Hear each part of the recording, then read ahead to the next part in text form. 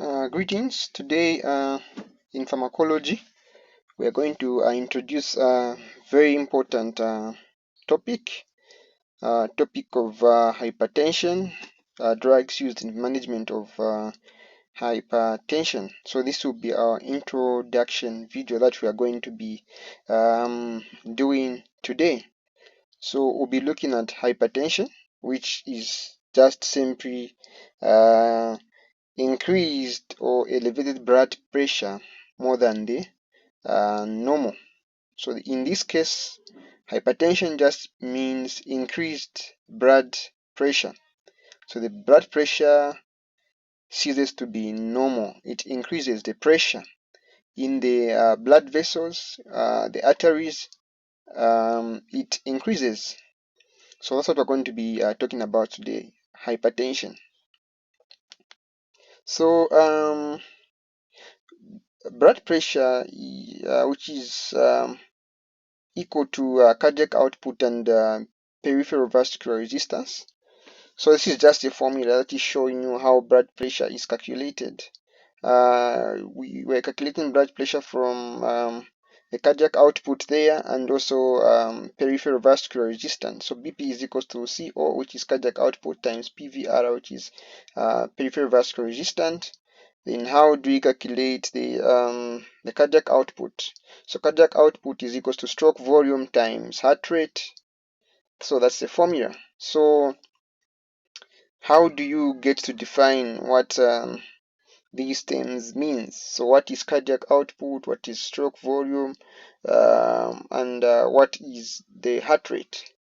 So cardiac output simply just means the amount or volume of blood pumped per minute. So the amount of blood or the volume of blood that the heart pumps per minute. Then the stroke volume is just the amount of blood that the heart pumps per heartbeat. Then the heart rate refers to how many times the heart beats per minute, how many beats the heart is able to make in a minute. So those are just a simple definition of those things.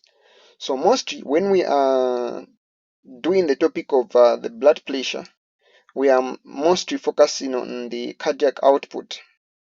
So primarily we are controlling the hypertension, which is a medical condition which results in an increased blood pressure in the blood vessels, which can lead to other complications if it is not managed or if it is not treated.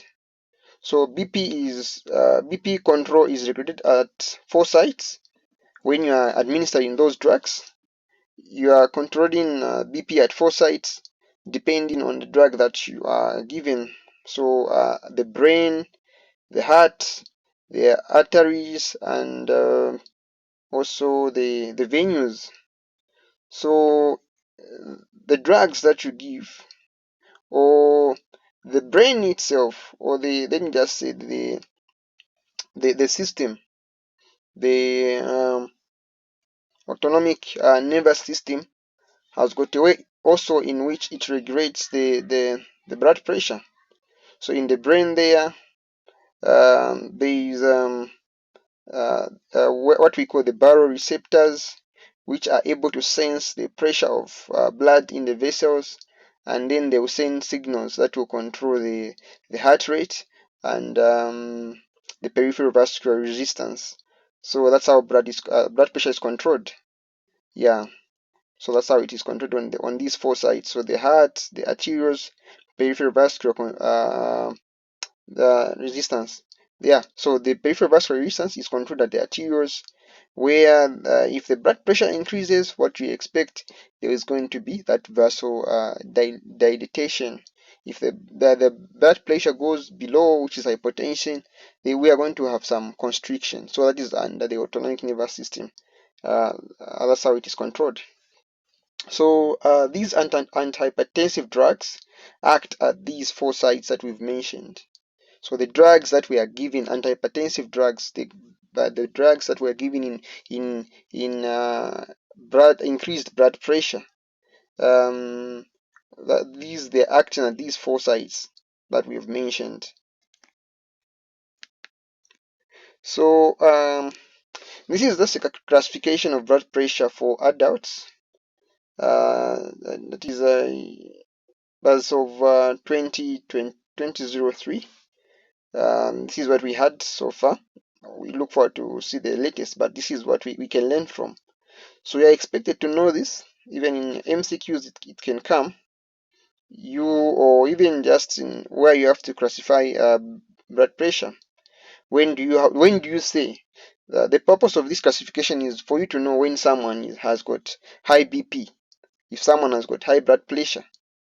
Um, that's the basis of this classification, and so we have to know what is the normal, what is the pre-hypertensive, and what is stage 1 and up to stage 2. So for we have the systolic blood pressure. The systolic and diastolic. If you've come across the BP machine, you know that the systolic is above and diastolic is down. So systolic happens during constriction or contraction of the heart. Diastolic happens during relaxation of the heart. That's when these things are. So what should be your diastolic? What should be your systolic? So the normal is less than 120. That is for systolic. Then diastolic normal is less than 80 millimeters of mercury. Yes. So those are the units. Then when you say someone is into pre-hypertension, if the blood pressure is between 120 to 120 to just 120 to 139, that is for systolic. Then diastolic is 80 to 39. So let's imagine this table is blank and you are being asked to fill in. You are being asked to fill in this table. You must be able to put in these values, which shows that you know what you are doing. So that is on pre-hypertension. Pre-hypertension systolic 120 to 139 and diastolic 80 to 89. Then for stage 1 BP, stage 1 BP is 140 to 159. 140 to 159. So that's the where it goes. Then that is for systolic. Then diastolic we have 90 to 99. 90. So these figures are very easy to master because if you've seen, they have got a pattern of how they are going. Then stage 2 is above 160. You say anything above 160, that is stage 2 for systolic. Then for diastolic, anything above 100, that is stage 2. So that's how you classify um, blood pressure. Classification of blood pressure for adults. That is for adults. You have to take note of that. So when you are managing hypertension, what are the goals of antihypertensive therapy? So this is something that you're supposed to know as a clinician. Mr. Garnett also likes asking, what are the goals? So what are the goals? Decrease morbidity, and you're decreasing the morbidity and mortality. So the morbidity is just refers to the outcomes of the condition, what the patient really actually goes through. So let me just try to increase the brightness. It has gone down a bit. Okay, something like that. Okay, better. So decrease morbidity and mortality from stroke. So mortality, that is death, which can result from stroke if BP is not the blood pressure is not controlled in terms of hypertension. Coronary artery disease, congestive heart failure, and renal failure.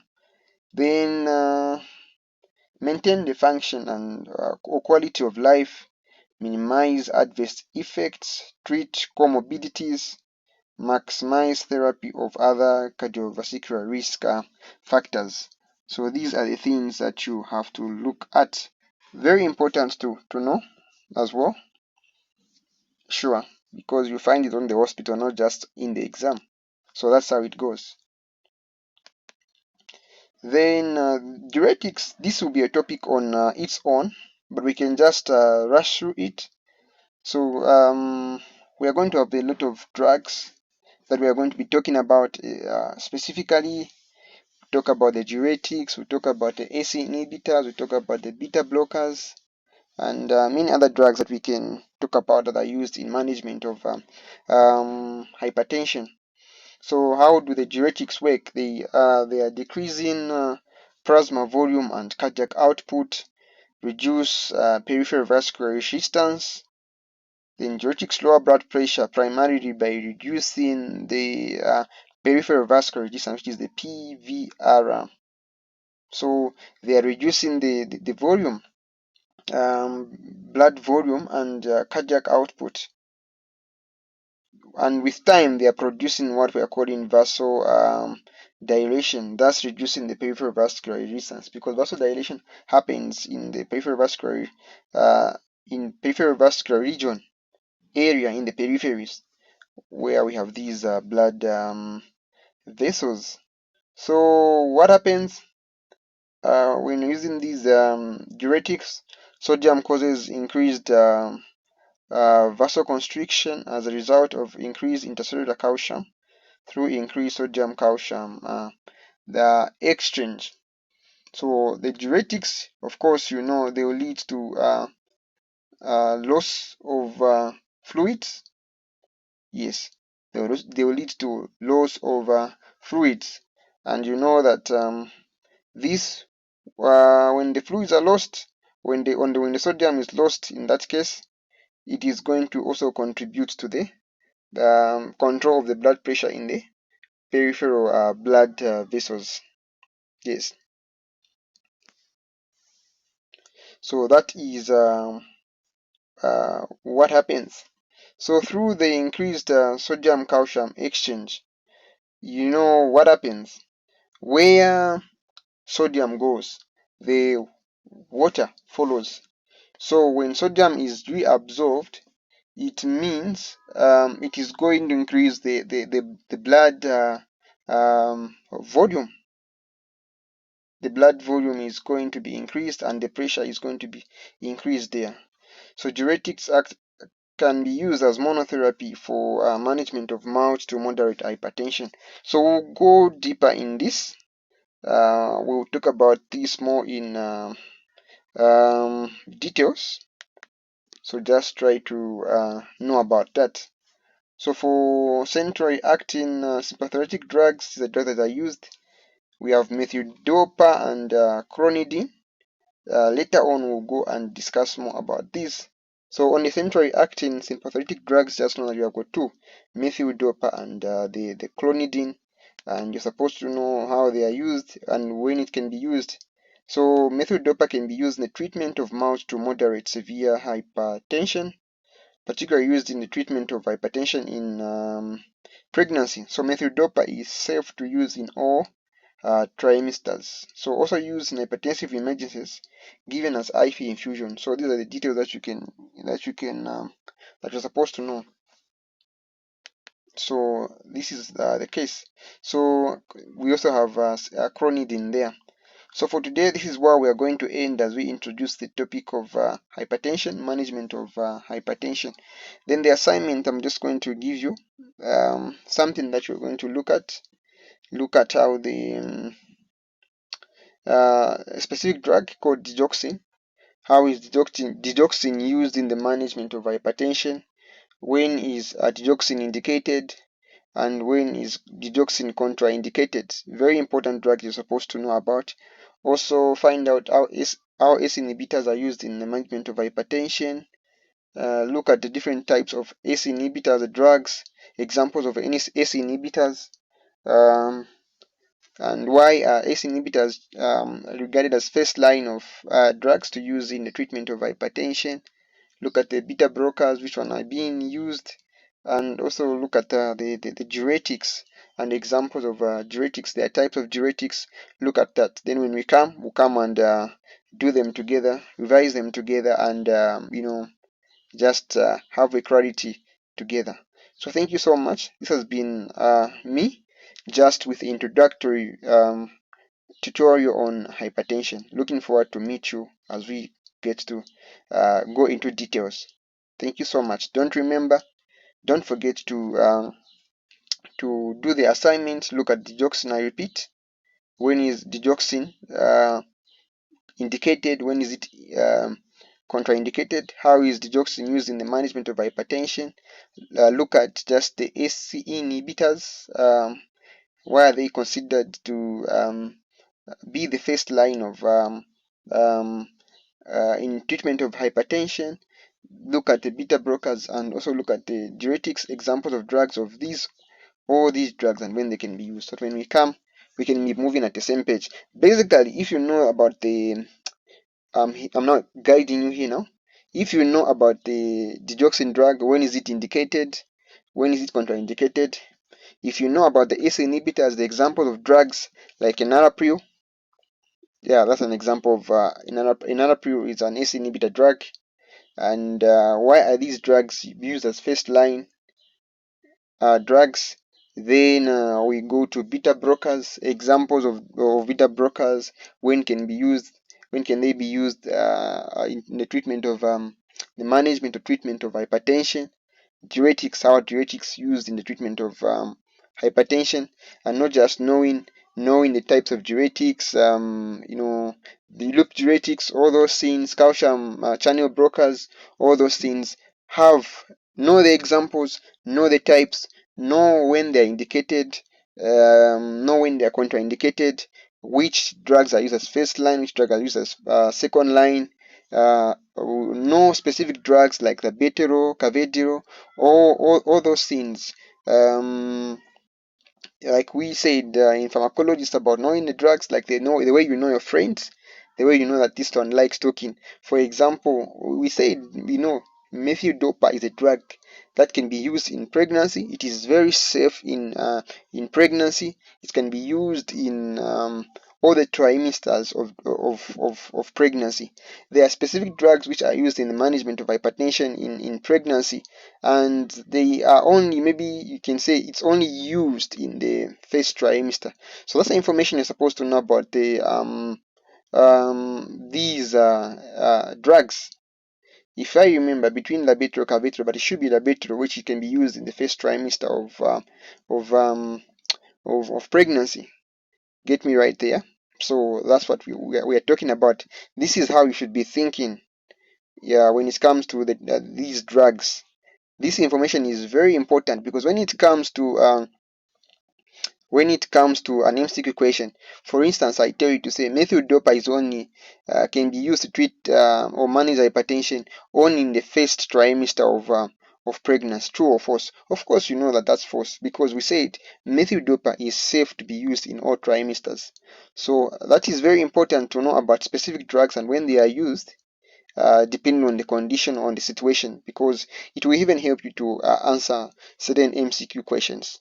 So that's what we are supposed to know. Thank you so much. Remember to share this video with your friends, like and subscribe to the channel as we are growing. Thank you so much. Bye bye.